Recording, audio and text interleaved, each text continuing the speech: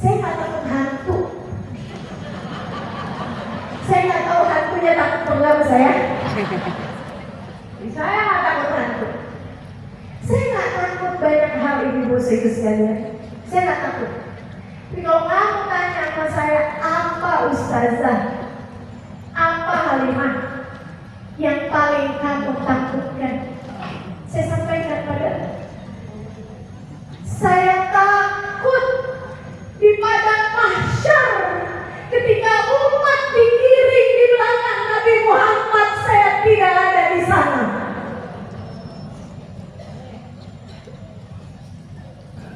Ustazah berlebihan? Enggak, Bu. Enggak. Saya bilangin kamu juga sama-sama belum pastinya. Sama-sama belum pastinya. Siapa di antara kita yang bisa memastikan? Jika bahkan orang-orang paling mulia sekalipun tidak bisa memastikan hal itu.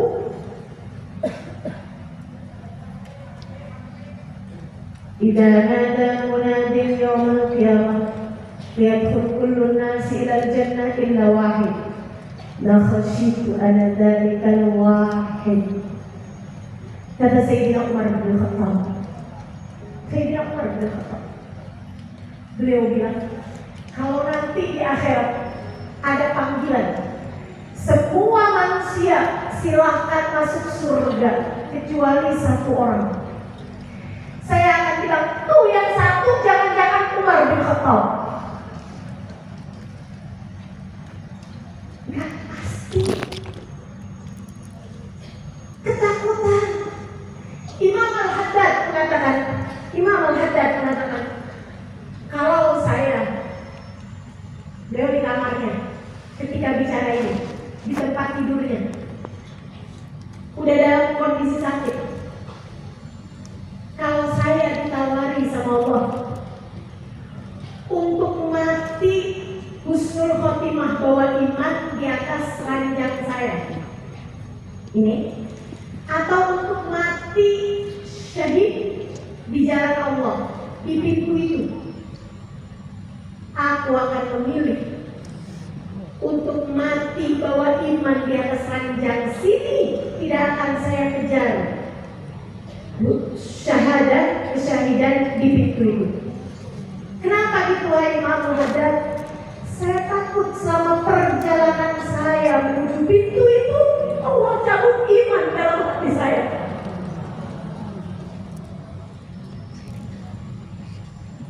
Orang yang ngerti takut, Bu.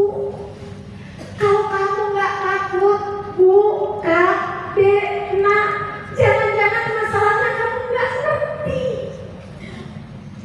Jangan-jangan masalahnya kamu belum paham.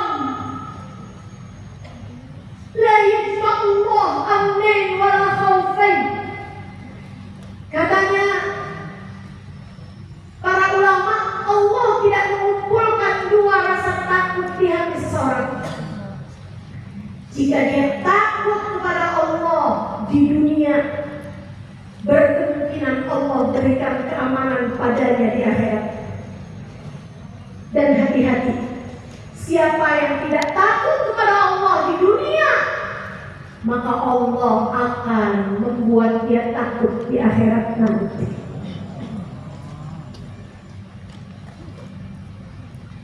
Kamu, saya, kita semua belum ada jaminan surga bagi kita.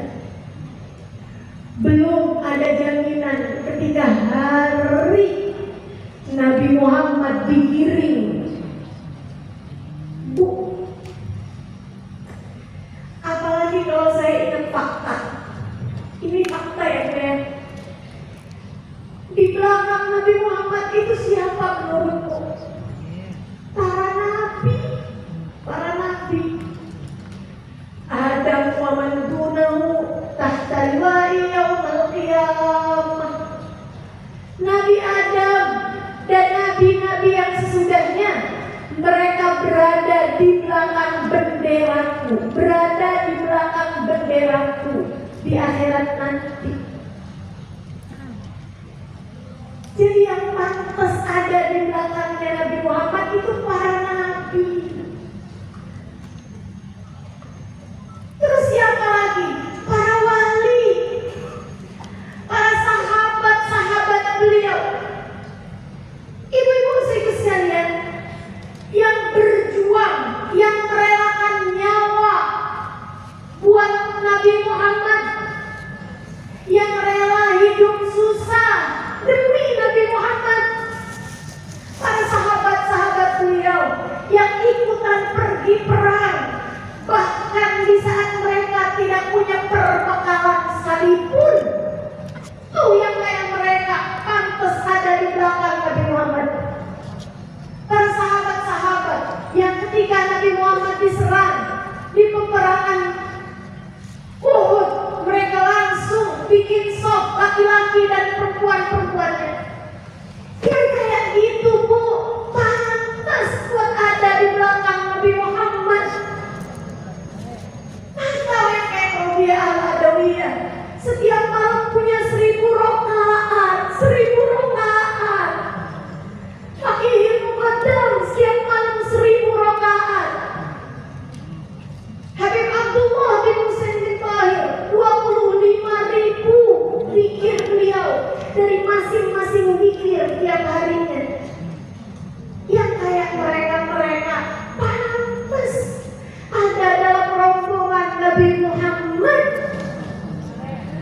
Lantas kita nih 2026, hati kita kotorannya banyak, iman kita kurang-kurang, ibadah berantakan, akhlak gak karu-karuan. Ya Allah, di mana pantasnya? Di mana pantasnya? Di mana pantasnya? Bahkan saya suka merasa, Bu, ya Allah, saya cerita tentang Nabi Muhammad, ya Allah, gak ada pantas-pantasnya saya. Orang kayak saya disuruh menceritakan tentang Nabi Muhammad, semulia itu, seagung itu. Ya Allah, maafin saya, ya Allah, maafin saya. Maafin saya. Belum ada pantas-pantasnya. Bahkan ibu-ibu ini kita dihadirkan di majelis maulid kayak begini, dibersamakan ketika berdiri ucap salam kepada baginda Nabi, berseru bersama-sama menyebut-nyebut nama Nabi Muhammad Sallallahu Alaihi Wasallam. Bu, kalau melihat catatan dosa kita, kalau melihat buruknya akhlak kita, kalau melihat perilaku kita yang enggak karu-karuan, kalau lagi lapar galak, kalau lagi kenyang bego katanya. Ya Allah, ya Allah, nggak ada pantas-pantasnya nih kita ada di majelis maulid yang semacam ini. Tapi yang kita harapkan rahmatnya Allah, yang kita harapkan rahmatnya Allah. Yuk kita baca qasidah bareng-barengnya. Kita minta sama Allah. Sebelum kita baca, saya kasih tahu dulu artinya. Ya Sayyidi ya Rasulullah, ya man lahul jahu indallah.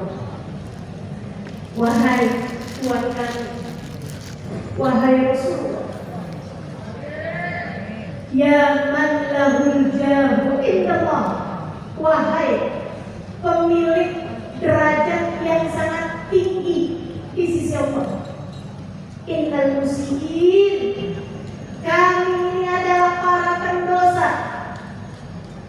Qad ja'u, kami para pendosa. Innal muslimin qad ja'u, datang padamu kami para pendosa. Qad ja'u, kami datang padamu. Lidzambi, bawa dosa-dosa.